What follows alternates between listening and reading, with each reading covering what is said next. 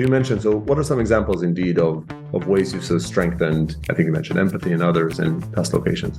Yeah, I think one big one, like just kind of working from the fundamentals. So saying you want to kind of shift from one to another is really kind of understanding the way the business operates. And I hate to say it that way because it's actually something that is sometimes missed because people come in and they have such a narrow scope. They don't actually know, for example, how the business makes money. You are listening to The Secure Developer, where we speak to leaders and experts about DevSecOps, Dev and Sec collaboration, cloud security, and much more. The podcast is part of the DevSecCon community, found on devseccon.com, where you can find incredible dev and security resources and discuss them with other smart and kind community members. This podcast is sponsored by Snyk. Snyk's developer security platform helps developers build secure applications without slowing down, fixing vulnerabilities in code, open source containers, and infrastructure as code. To learn more, visit snyk.io/TSD. Hello, everyone. Welcome back to The Secure Developer. Today, we're going to talk about the modern security team, or what we think it is, maybe what is sort of learned about it. And to help us dig into that, we have Sean Catlett, who is a very experienced CISO, specifically was a CISO at companies like Reddit and Slack, and spent a lot of time leading security at Betfair, and even spent some time on the dark side, on the vendor side with Jupiter One and others. So Sean, thanks for coming on to the show. Great having me. Thank you. Sean, maybe just for context a little bit, maybe I don't know how much I kind of hit the mark with my description there, but tell us a little bit about your security journey, just for context before we dive into the substance. Yeah, I think you hit on some of the highlights, but I think there's a lot of interesting and I think diverse backgrounds of kind of worked in, like you said, on kind of both sides of the coin. And it really, my start in security was actually on the detection and response side. So leading incident response for Bank of America. It ultimately took me to London, where I moved over to build out at Barclays Bank. So really on that side, learned the super large scale, like ultra large scale, I'd say, more traditional, but very modern and advanced at the time capabilities there. Ultimately went to Betfair, which was really my first experience in what I would say a more kind of engineering focused or engineering led, mostly because that was a tech company in the gaming space. And so really kind of for me, it was adapting some of my background up to that point there, and then spent some time on the vendor side, startups, built out a cyber threat intelligence startup, famously kind of sold to FireEye, now Google Cloud Intelligence, I think. Always gets long names once it gets into the big companies. Exactly. And so I'm really, really proud of those experiences. And then ultimately, spending some time with Reddit and Slack. Most recently, I think those are really the opportunities that I got to see a different side and a different kind of risk calculus in how to deliver security programs, but also a real focus around doing that via dedicated and direct engineering as a core part of your team and function versus a really kind of the previous organizations where while security engineering was a part of some of the things, within the team, starting to branch out to do things even externalized from your team. And ultimately the dream, which is actually putting things into the core product, from the security function, which I think is super exciting.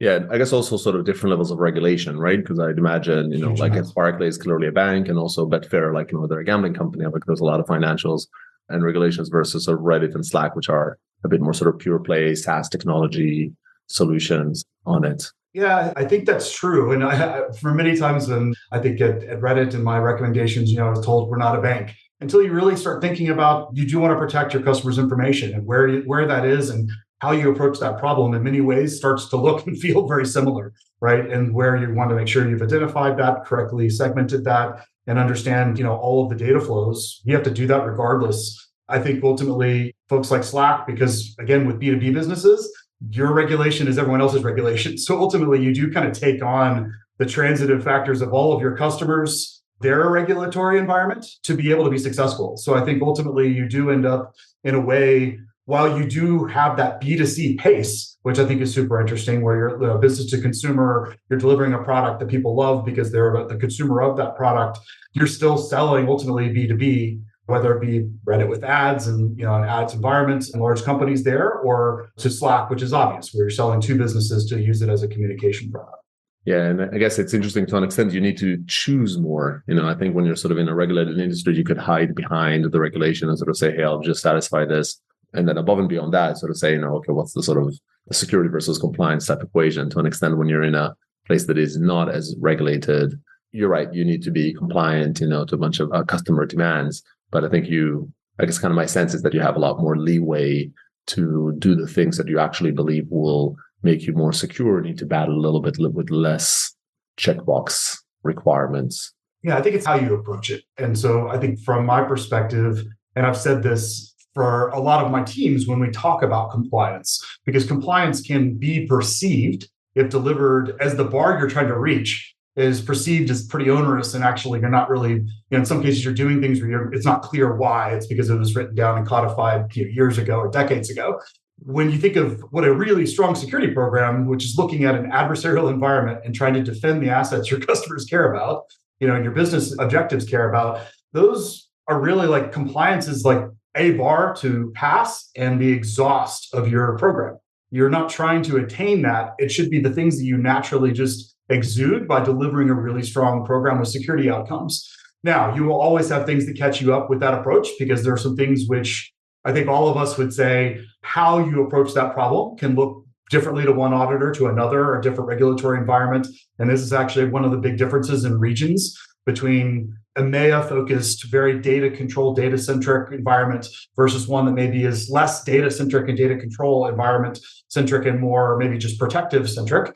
Those can come into conflict as you have to then articulate your approach, and you look at like the people, process, technology controls you put around it, and explaining mitigating controls can be somewhat complex. But ultimately, I think that compliance isn't this terrible like thing that comes and happens to you. It's a thing that you should kind of aggressively embrace. And then I think bringing kind of I think as part of the talk today and the discussion is bringing an engineering focus to that. Things like policy as code, compliance as code, things that you can do now with cloud and other capabilities, which just weren't available to us before, I think is something that's really exciting for the way we kind of approach that problem set. Yeah, that makes a lot of sense to me. And you want to bring it up sometimes also the forcing function. So sometimes like maybe a tool in the sort of the CISO's arsenal to kind of mobilize the organization, while in the background you're actually doing something better. Actually, let's maybe dig in a little bit on this sort of different approaches and maybe a lens. You've spent time in London before, you're in London now, but you spend a lot of that time, notably Reddit and Slack, while being on the West Coast or something, and working with these very West Coasty companies. I guess, what's your perception around the difference in ecosystems? How CISOs and organizations default to behave in these surroundings, and how do they differ? Yeah, I mean, here I have to note, I'm not the representative for all of these different domains, for my limited slice of experiences here, but I definitely feel, because I felt a bit of a fish out of water going into the Bay Area for the first time from my previous experiences, right? I'd come from, as I said, large enterprise, selling to large enterprise, obviously done some startup work and some, entrepreneurial different businesses, up to that point. So I kind of got some of those sorts of trade-offs that you make as a smaller business versus the ultra large. But I think that in the two sides that I would say, and definitely coming over and what I can kind of characterize as my previous time to this time, there's much more diversity of organizations and types of technologies and things that I've seen, coming back this time. There's a much more vibrant kind of fintech marketplace and types of organizations. Obviously, cloud and cloud security and cloud technologies have been, embraced. I wouldn't say they're as embraced as the cloud native firms that you see in some of those that I worked with, but you definitely see some that are cloud native and definitely starting up and all over EMEA. So you definitely see that direction. But what I'm really interested to see is that actually, it's still very much, I'd say, a kind of compliance first and compliance by design, privacy by design culture. And I think that was some of the organizations, and that's some of the things that I was trying to implement, in the organizations where I was at, was that type of focus to let you really enable your organization by having privacy first and privacy by design and privacy engineering organizations. So I see that kind of in a way, with GDPR and other regulatory regimes bringing a flavor even all the way to the West Coast, in the past. But here it's definitely still heavily focused around that environment. And I think, ultimately there's going to be a blend and a mix of, that engineering kind of first or engineering led, security culture and the traditional regimes that you have around data compliance. Right. So maybe let's dig in a little bit into the notion of an engineering-oriented sort of approach to security or security organization. And then we come back a little bit to the regions and how they differ. So maybe let's start with just a bit of a definition. When you've sort of said a few times here, engineering approach to security, what does that mean to you? How do you kind of try to define that?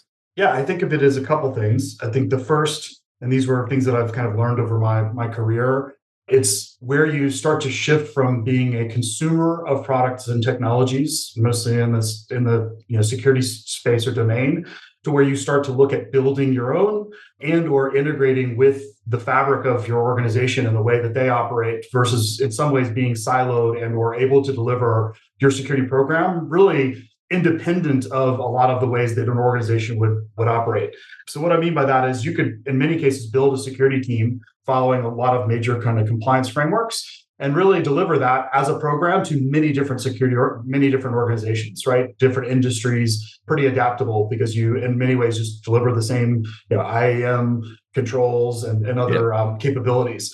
As you move towards a more engineering-led culture, you're actually having to source and embed yourself and your teams into the security, the practices of your engineering organization, which your company's trying to build, its business objectives, but not at a policy level, but actually at a technology and engineering level. And what that means is usually you're putting people and embedding people in process earlier in the life cycle of what's being built, trying to get and source signal and advice from your own organization and make sure that's as early as possible in the process. And probably a less focus around more of the policy or compliance capabilities that we talked about earlier, unless they're delivered through technical means or engineering controls. In many cases, you're just offloading the complex work that you don't want to be done in a number of teams to be done in one centralized organization. Things like whether it be cryptography or authorization patterns that you want to kind of build centralized APIs for, versus something that you want each team trying to roll their own and then try to figure out the security outcomes of those. And you kind of mentioned two things here that I wonder if you sort of see them as coupled. On one hand, the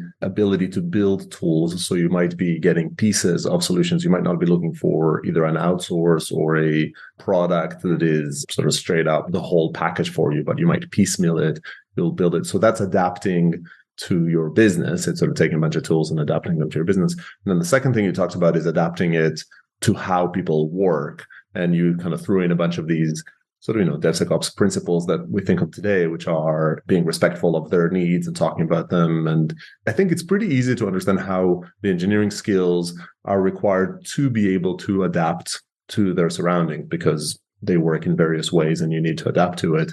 Is it a necessity though? I guess if you're looking to embrace an engineering approach to security, does that need to come right away, or is it sensible to also think about just doing the former and not doing the latter?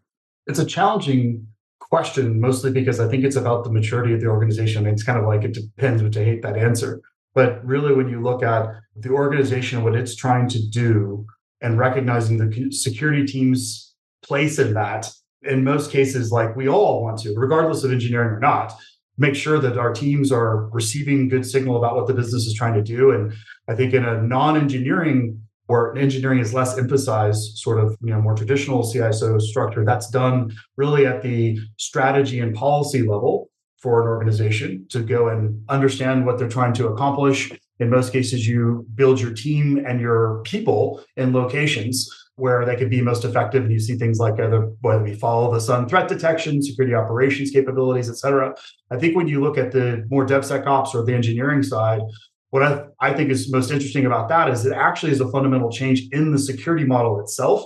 And that's usually where you end up with needing to really rethink. And I've been challenged by that, as I mentioned, in my previous roles, where I first came to grips with the fact of the change in separation of duties and what that really meant for what a true DevOps or DevSecOps environment was going to be like.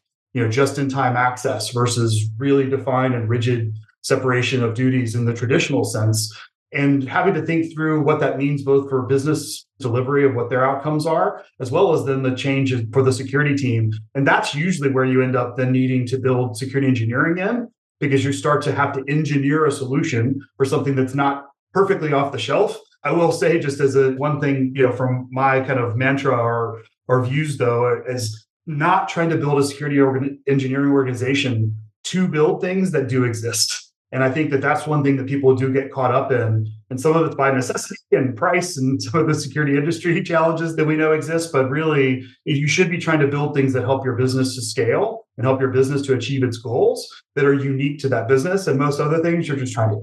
Right. Yeah. And I think that, that's a very good point on it. And it's not about reinventing the wheel if there is something good for you, but it does mean you adapt it, you bridge gaps, and, you might even be seeking out different tools. Because if you work in that context, I like the sort of the cultural comment, or maybe the almost like the systems comment on, if you embrace this approach, then oftentimes you need to rethink almost everything within your team. Maybe let's talk a little bit about that. And maybe let's start with the people aspect of it. So what is the difference in the people you would hire, or the sort of the skills that they need to have if you were to kind of embrace this more sort of technology first approach?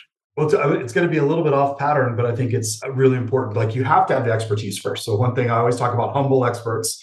And so the people that are humble are the people who have gotten there because they've been there, done that. They've already gotten probably the scars from previous work, but they still have the expertise, and that's something that your team, I think, to be credible, to interact and engage with, teams which are already potentially struggling with maybe a number of security issues or the business challenges they have or scarcity of resources, to come in and say, well, here's what you should do with no context, I think is actually really, really challenging. So I think I would start off with actually empathy, which I think you gain. What expertise are you referring to? Like, is it more the sort of the security domain expertise? Is it like development expertise? Is it DevOps and kind of those tags? Like, what type of expertise are you seeking? Yeah, so I think first and foremost, the security expertise. And then I think second to that, the engineering expertise at a hands-on capable level. If you think of your staff engineers, those are usually folks who have built entire environments, architected those, and can be really adaptable across a number of different domains as they have to provide advice and or hands-on capability to maybe design a solution and or understand how a solution needs to be refactored, which is where your team comes in, obviously with the credibility factor. But ultimately, having engineering in your team, and this is why I keep returning to kind of empathy, it also teaches a bit of empathy to the rest of the team, because you learn how the speed and pace that things are not overnight. You may have built a solution that then you have to refactor, and you realize how much the team is asking for other teams to go do when they're saying, hey, just patch this, just fix this. Hey, just remove this dependency, and it's an entire, refactoring. You kind of get to learn that and have a bit more empathy for the rest of the organization. I fully agree. And I guess as you embrace, though, it sounds like on balance, whatever, if you had two candidates, one was a bit better on the security side, one on the engineering, and theoretically identical kind of in other sort of skills and preference, you do still feel the security expertise needs to take priority as the role of the team, but there needs to be enough engineering competency to achieve the empathy. Am I reading it correctly? I mean, it's a tough question because you think of, because it's theoretical, right. Well, you also think of by domain and where that would be applied, right? I think, for certain things, as I gave some previous examples, if I was just to take, and I don't know that this exists, but a generic high-level engineer that doesn't have any security skills, I don't think those really exist. I think fundamentally to be at that caliber and that level, I think ultimately you start thinking about that very early, especially people who have built systems and adapted, massive scale distributed systems. Is just not something you can just leave. What I'm kind of articulating is people who have built and been a part of that security side, that security thinking, when they need to both mentor others in the team and grow them and build them, because that's a core part of building up the organization, but also be credible in what they're going to ask other teams to do. You need to make sure that they have the security chops to be able to do that, and also fundamentally to be able to create. Because ultimately, if it's just things that is picked out of a book or a playbook, as you mentioned on compliance, that generally doesn't need a ton of, I'd say, high-level expertise. It's when it comes in conflict with something that either the business wants to do, what your team needs to accomplish, a threat vector that you're trying to solve, and usually that's very quickly. That's where that expertise comes in of avoiding errors and making sure that things are, recoverable. Yeah, right. I agree. I do think oftentimes sort of the reality is that there are only so many unicorns who are great at this and great at that. And so sometimes you sort of need to, I guess, kind of assess the priority. What do you think you can more easily teach them? Which, you make a good point. It does come down to team composition within it and the gaps that you might have there. Okay, so those are technical chops. And I think I already kind of cut you off a little bit in between. What about their sort of approach culturally, or like, are there different, you mentioned the sort of the humble expert. I wouldn't say humility is the strongest trait of the security industry on average. I guess what other, like maybe even a bit of a contrast of like, if you were and you weren't to embrace the engineering approach, are there different traits or competencies above and beyond the professional subject matter expertise? Absolutely. I think for me, that's something where I am continually challenged as a leader of teams, where you can over rotate on a lot of the technical and kind of deep architectural challenges you have and miss some of the things that you could do in design at the policy level, at the legal and compliance level, or kind of company direction level, that I think is also really important, where you will need to have the negotiation skills, the ability to, I think, be friendly and adaptable and open, which is actually some of the challenges, as you said, like with humility is a challenge. There's others around starting to kind of build a wall off silo, because of some of it is just by design. It needs to happen because you can't share everything, especially in a well thought out security program. There are just things that just are not going to be published and available to everyone. And so finding, the balance between those folks who can build and engineer, and in many cases, they're on a kind of a dedicated team that rotates people through. We can talk through the kind of patterns that I've seen to be successful there, where they're getting exposure to these other organizations.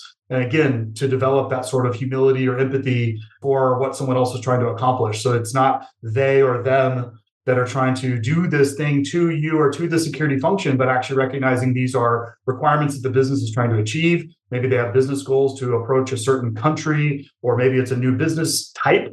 And so those requirements come in. And so then they start thinking creatively. They think, okay, that's a challenge now that I take in and embrace, versus this thing that's like really challenging for the organization to deal with. And so I think fundamentally that getting people with those types of, I'd say the soft skills really in the mix. I mean, of course, yes, you'd love to have everyone be unicorns at all of these things. For me, it's about making sure the kind of people are paired up around programs. And that to me is the exciting part of being a leader of a function, is you get to actually look at across your team and think of what sort of a mix can you apply towards a certain problem that maybe be stretching somebody a bit, but also giving somebody else an opportunity to help to mentor them, or vice versa.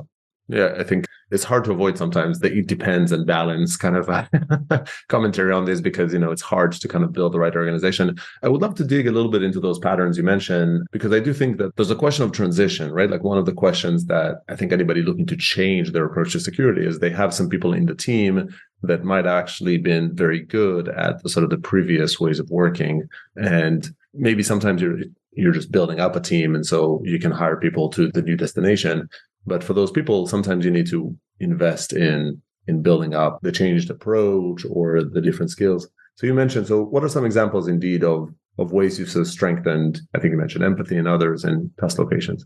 Yeah, I think one big one, like just kind of working from the fundamentals. So saying you want to kind of shift from one to another is really kind of understanding the way the business operates. And I hate to say it that way, because it's actually something that is sometimes missed, because people come in and they have such a narrow scope. They don't actually know, for example, how the business makes money, what the kind of core and critical systems are that need to be protected, and then how the tech stack actually operates to accomplish those goals. And so they don't feel, in many cases, confident that they can step in and maybe make recommendations. And so I think starting at just a base level of like a skills assessment for the team, understanding what skills you have. In many cases, you're pleasantly surprised to learn that someone actually may have more of the engineering or technical skills than you thought to apply to certain things. They just maybe weren't confident or weren't put into that role. The other is sourcing and seeking people in internship programs and others to bring them in that are not the security domain experts, but are maybe further along in the technical, like engineering journey, and kind of build that mix up as you look to then start the initial process of, okay, what recommendations should we make? What design documents should we be creating for certain capabilities? How would we move from A to B? And that's kind of the step one and stage one to try to migrate an organization, maybe from one that's less confident making, I'd say, recommendations and or requirements for an engineering organization to go and accomplish outside the security team, and kind of like looking more internally is like starting to push them a bit further outside. Mm-hmm. And then with the leaders, it's really having them engage with their counterparts, whether they be in product teams and engineering functions, infrastructure. And that's something that I've always really tried to do, is push my leaders and myself to engage outside of our organization, whether it be participating in the staff meetings, understanding their challenges, or at least participating in their once a quarter to half year planning, so that we can make sure that we are there at the earliest and cheapest place to do security, which is at on a whiteboard or in design, right? Where you can say, hey, that would really conflict with these things. Let's try something else. Yeah, and I guess I wonder if in your mind, the term sort of service orientation and the engineering approach, are those also kind of necessary couplings or like likely couplings on it, which is if you're going to take the engineering, maybe I'm coming back to engineering approach has the element of you could still be like a forceful, I am not invented here security person. You can build a very strong kind of a software development capability within your security organization, but still work in a very kind of old school way of my way or the highway that doesn't engage with the different businesses. But I think what we're saying here is we're sort of choosing the interpretation of engineering orientation to also be one that embraces the sort of the DevOps mindset, that embraces the collaborative work and uses those engineering muscles to also adapt the security program to the business. And that in turn requires better empathy to understanding what is that business, whether it's the top level requirement makers or it is the kind of real world kind of a frontline execution of these requirements like the software development. Is that correct? Like, do you think the service level orientation is a part of that sort of cultural change that is needed to make this succeed? Yeah, I'm only approaching it from the way that I kind of see the world, and I think what I look at is the impact both that I would like to have or I want my team to have on the ultimate business. And I think building something that is fully integrated with the business and what the business outcomes are just enhances that impact. You get more opportunities to anticipate, build something maybe that both the business and customers needed, fix things rapidly because people are more apt to give you the early indications that something is wrong versus the find it in a scan and or find it in after it's built and then go and assess it, which is kind of the natural challenges you have in a more siloed organization where it's others build it, then you either bolt on or you secure afterwards versus together. I think ultimately that's, for me, it's about where you find that the ability to have that impact. And I think ultimately, if you're, building your team and aligning those, and I like that the concept of like service, like a service outcome or service oriented organization, because it's just that's where things are going to be more effective and cheaper. It doesn't mean that you don't also have really, I think, dedicated hardcore engineering in your team that can then build quickly the outcomes that the company needs.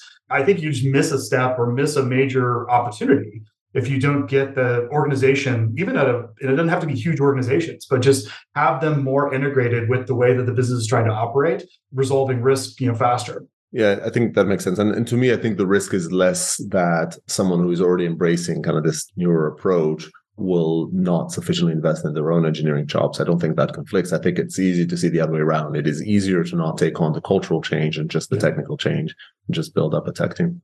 So we've been sort of selling this a fair bit up until, let's talk about the downside. So what are the trade-offs? What does the business need to kind of get comfortable with or sacrifice or make an effort for to embrace this approach? And I guess, how do you convey that to the security stakeholders? The challenges or downsides, I think, are ultimately there could be an over-rotation then that everything is a technical solution. This is feedback that I think a lot of folks, especially when you look at, I think it's unfair to paint a brush of just like Bay Area or West Coast, but I think there's a business calculus on the West Coast, especially with the number of startups and the degree of innovation around the risk trade-offs that are made, where most things can just look like, if you have an engineering team, it's like every problem is now a nail to be hammered by engineering versus some of it could be policy, some of it could be a cultural change or adaptation. So I think that that's really something that is something to be looked for. And then ultimately, it's those human factors as well. The fact of maybe it is a bit of training and enablement for the rest of the organization versus trying to pull everything into your own team or into security to be engineered. It's something to try to push outwards. And that's something that I don't think a lot of places are kind of prepared for, is it's going to go in like stair-step maturity cycles. It's not a smooth curve of like, as you adapt, I think you have some conflict. You may have to pull back, from certain things. Certain things just are not in a position to be changed to the degree that, your newfound engineering prowess is going to be able to say, let's go change this and tackle it head on. And sometimes it's the things that need to be done are actually more, I always joke, like in the janitorial section, of like end of life software needing to be refactored. That's not something that it's not functional. It's not exciting to either you or customers, but it just has to be done. And so I think that those are things where ultimately those can be things that actually get laid on to the team, where you have to then negotiate with your peers and partners to say, how do we balance this? So that's not all that team is doing, which can feel, like I said, very janitorial, coming and cleaning up for, environments where maybe there was just things that should have been cleaned up before. But I think that's kind of one, right? So one of it is actually you kind of already mentioned too, right? Which is, it's not always a technology solution. And I guess still under the new and shiny excitement of it, some of these are chores, and the chores, I guess a bunch of those is you still need to eat your vegetables. And sometimes, right, you can't, invent some sort of fancy way to overcome that. So sort of one, I guess it's sort of less a trade-off and more a challenge or a mistake that people could sort of do. I'm seeking trade-offs, things that almost were better before you took this approach. You took the more compliance-y, control-y sort of data-focused approach. I mean, a trade-off is around just waste. So, and this is wasted effort, wasted change, because in some cases, compliance can just say, no, you don't try to go build something to do a thing. You just say, we're not going to do that. Compliance says, or the regulation says, we're not going to try to find an engineering solution for that. It's just, and so there's just an ROI around choosing wisely and not doing, kind of the, measure twice, cut once. I think that there's ultimately a trade-off on the way that the organization rotates around things that can be built versus policy enablement, and in many cases, what you take in from other stakeholders around legal and other kind of, I'd say, the governance, risk, and compliance space. I think more modern organizations are now waking up to actually making that an engineering topic. And this is something that I'm very proud of, what we're really pushing for with Slack, as I mentioned earlier, where you have a number of B2B customers and you kind of have all of their compliance regimes as things you're needing to do. And we were at the time moving from a FedRAMP moderate to a FedRAMP high. And that's a huge lift. And doing that right, or doing that to where we can meet the needs of the organization, means a heavily engineering focused GRC component versus just reading the list and going through and doing the kind of more checklist types of approaches. I would say that there's definitely, if you don't invest in something, and there's always trade-offs, it is ultimately a zero-sum game. There's no perfect budget. You're going to have some things where you're going to have to make sure that you have either a cyclical process to re-review and really put some effort into risk management, risk prioritization, and GRC, in addition to, obviously what you would be doing to go build solutions, as well as choosing which solutions you build. I mean, ultimately, those have to be aligned to your biggest risks and or biggest enablers. And getting that wrong can, as I said, lead to a lot of either wasted effort or huge systems that need to be supported post-delivery, because they're now embedded in something that's in your flow of either data or the way you interact with your customers. So investment, I guess, kind of the cost of change is clearly always hard. It's always easiest to sort of do it the way you've always done it. Making this change both has the pitfalls, especially the over-rotation aspect of it, and either way is going to require investment upfront, which I guess is true for any place in which you're building.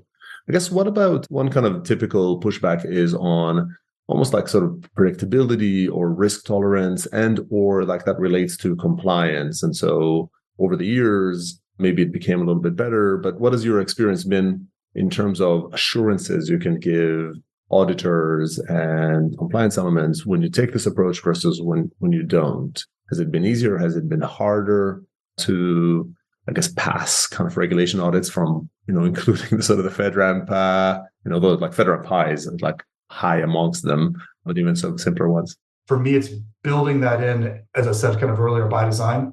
So, one of the core challenges is knowing that you will be audited. The things you're going to need to build need to have the right ability to produce the evidence, just like a solution that you would expect someone else to provide to you as a product.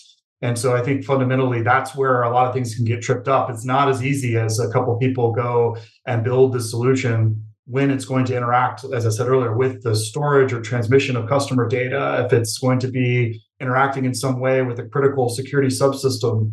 Those are things that you're going to need to show that the right approaches and that security is dog-fooded what is told everyone else to do. And that's something that I think is, I guess, maybe a cultural dynamic that you, again, learn that empathy side was when you realize that you need to also have the scale to have the secondary reviews and the SDLC processes inside of security by security instead of something you just recommend, right? And so having to make sure that all those have gone through the same SDL process that you've designed, probably the same automation steps that you push out elsewhere, also need to be verified and validated inside of the team. And those can be things that honestly can trip you up because you are so used to everyone else following a procedure that you don't look at yourself as just another one of the engineering functions. And that's actually something that I was glad to have learned from folks like at Reddit and Slack. That's a lot of how they treated the engineering functions that we had as just another pod in their list. We have the same requirements, we have the same lists, we have the same asset kind of approaches to the rest of the organization, even though we may have had different security models because of how we had to segment or do something for our particular purposes. Yeah, I think that's a very good point. And indeed, I guess it's true to an extent to any software engineering that is handled outside of the sort of the core R&D organization. You see this with sort of BizOps and, whatever the software processes or sometimes lack thereof that sort of, populate the Salesforce systems of the world. So we've kind of managed to kind of go through the majority of this episode and not say AI. But, I think it's time to fix that on it. To be frank, we're talking about technology adoption. We're talking about tech forward for security or this approach. So maybe let's dig in a little bit about how does AI play a role over here? Maybe for starters, just from a skills usage, like how important is it for the security team to level up on their AI skills, to leverage AI on it? And then maybe we talk about the use of AI elsewhere in the department and relationships. Yeah, I mean, I think AI is so broad. I have to start with which kind of components, because AI has been a clear... Right, yeah. And I'm talking about the AI revolution. Like LLM, the new and improved, whatever, the sort of the current flavor du jour of AI, which is, the LLMs, and notably the ease of access to generic or sort of broadly applicable and powerful AI engine that is the LLMs, the GPTs of the world. So first of all, I will just say I'm a huge proponent, mostly because of seeing kind of both like a personal and professional impact, and also just the proliferation of how many things that organizations can make use of and individuals can make use of. I think that I'll kind of flip between those two. So I think the first is at let's say a team development and the skills development level, to have a number of different opportunities to learn and train differently, exercise differently, and also things like whether it be coding, co-pilots, the ability to then ingest that information specific to your environment to be able to provide better recommendations that then it's like light human in the loop versus in the past deep reviews. I love some of the advanced tech around threat modeling and having some automation there. We're given just whiteboard drawings, think of creating what that application would be and then threat modeling that, which would just be outstanding. I think then the flip side is organizations adopting this, having to look, and really for me, it's around similar things that we had in the past around just aggregation of these massive training data sets, which could be extremely sensitive, from a corporate perspective for internal use, the exposure of using external APIs and those, which is very similar to a lot of things we've previously dealt with.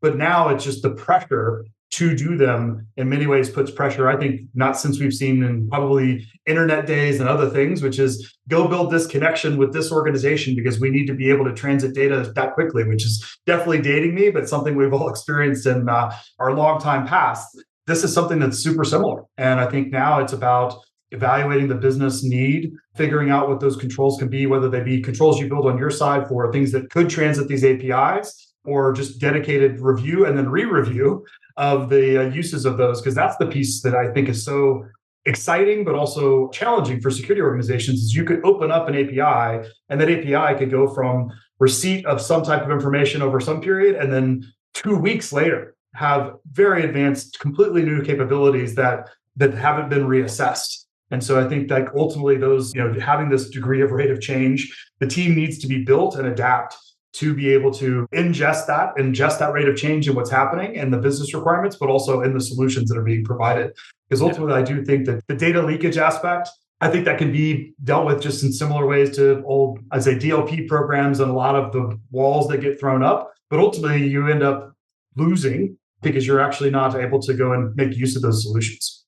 Yeah, I think it makes a lot of sense. And I think that's a very good point, that it actually wasn't what I had in mind, but I think it's a super important one, which is you have to be on top of the technology. So maybe like I think what you're saying is like marching order number one for the security team is understand and invest the time to understand this technology, because like it or not, it's going to be embraced by the business. And don't think that just because you took a crash course, you'll be okay with it. You're going to need to keep up the pace because it's happening and it's changing. I guess kind of taking my thought was also more about AI as a tool for the security team. Yeah. And so like how important, which I guess you kind of touched on there at the beginning as well, like, do you, I guess if you're temporarily, maybe this changes by the time sort of the episode airs, but you're sort of temporarily not leading a security team. But if you're sort of leading a security team, would you say I need to like a portion of, like a piece of my team to actually be dedicated to start building with AI because you think this is a powerful, like, is it, I guess maybe the counter between the sort of the pace of change, the security concerns and all of that versus the power it might give an AI security team. How do you think about that? I mean, honestly, you hit on one of the reasons that I'm, as I said earlier, that I've become such an advocate. Being between jobs at the moment, this is like the ideal time to have that happen. And Yeah. I'll say, because the advancements that are happening day by day, and if you broaden it to not just like the LLM, like the tech side, but also audio, visual, and voice that are happening so broadly, and I mean, literally multiple times per day, that I think I know now any team that I join and lead, I would love to have this be a part of a dedicated part of our research. I just don't think it's something that you're going to have to be able to keep up with the pace, both for your own uses, which I think is equally as important as the, as I said before, kind of jokingly around AI and what is it. ML was a similar thing, and the teams that I built in the past, I don't know how you do threat detection without really strong machine learning. And so for me, it's similar in that way, which is how do we expand the capabilities of a limited team, limited budget through this automation? And I think by learning it and adapting and using it, you get better at them. Obviously, the security team's great at a lot of things, but one thing is usually breaking things. And so I think them taking and embracing that and figuring that out, and then being able to offer that advice quickly, and also not offer advice, which is just no. And I think it's so easy just to say, and I've talked to a number of organizations where that has been their approach, which is we're just not there yet. We're not comfortable with the technology. And you think, what is that actually going to cost them in the long run? And so ultimately, I think that there's a definite place for teams to be embracing and being knowledgeable, keeping up to date. But then fundamentally, back to the first point that I made that I think is, where I guess my advocacy comes in.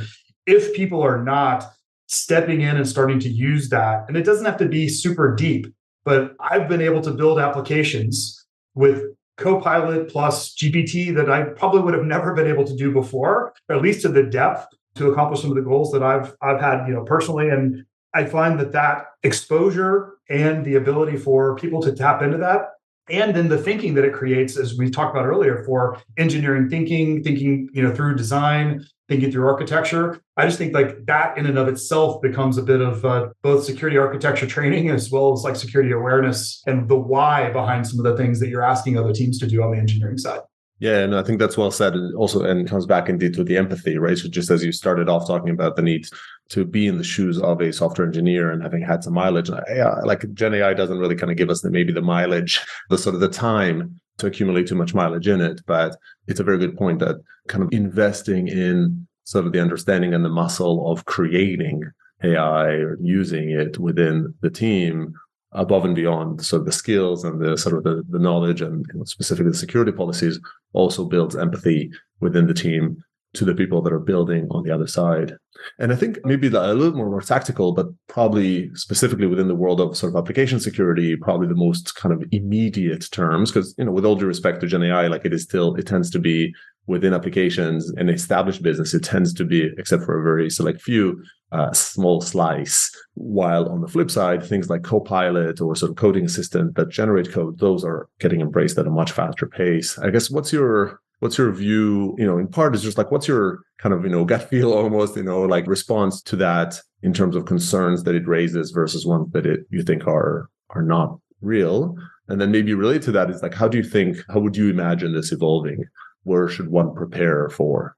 I think the first piece, as far as concerns, like I definitely feel lowering a barrier to entry always sounds good until you think of then the opposite of that, which is the training and skill set required to identify, usually around security and or scale or other, it could just be just basic resiliency, that the complexity required, unless you're super modular, super tiny, and having some of that type of assistance. I think at scale, this is not going to build whole distributed systems for you at the snap of a finger. And if they did, having that be ultimately secure, given the ability and mostly what you learn around the hallucinations / deletions wholesale between things, and just because it's just really just completing that with a set of tokens, it's not actually building up what you're trying to accomplish. I think ultimately that's the learning I think that's required, is not the over reliance. I think for me, it's around where people can use that to maybe go into a bit of depth, because it's, like I said, on threat modeling, I think that's super interesting on how it can actually help to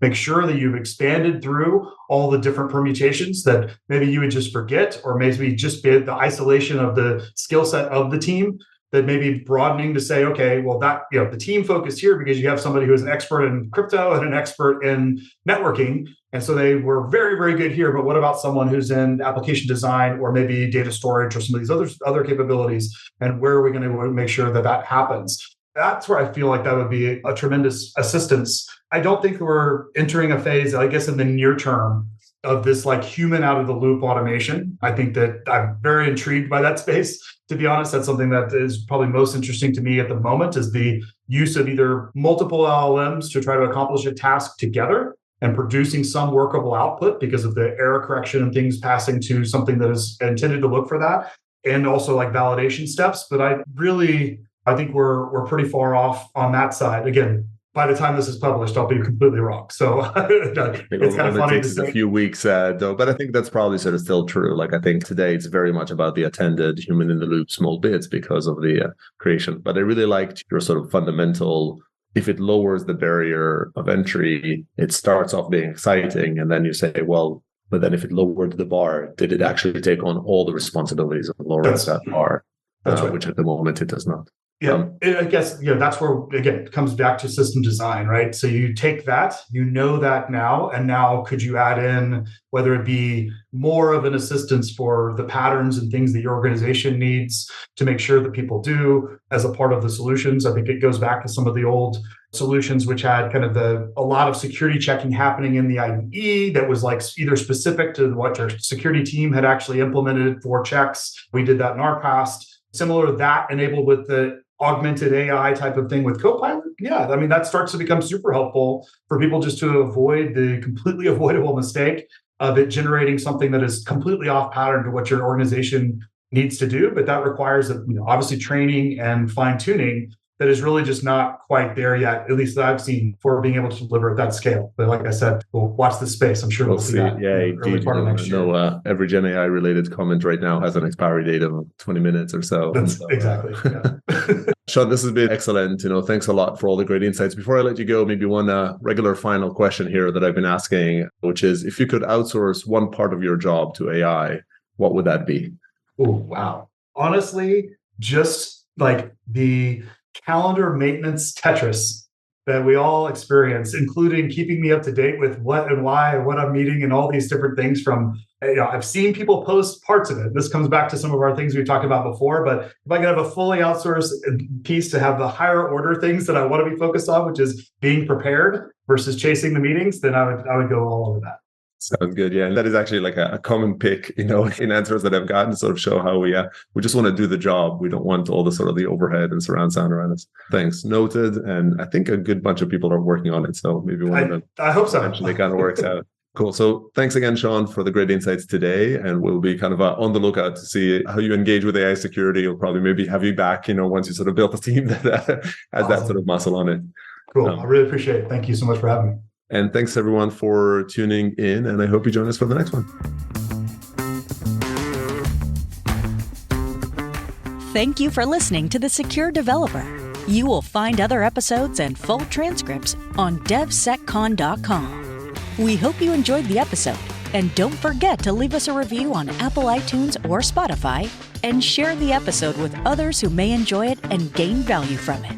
If you would like to recommend a guest or topic or share some feedback, you can find us on Twitter at DevSecCon and LinkedIn at The Secure Developer. See you in the next episode.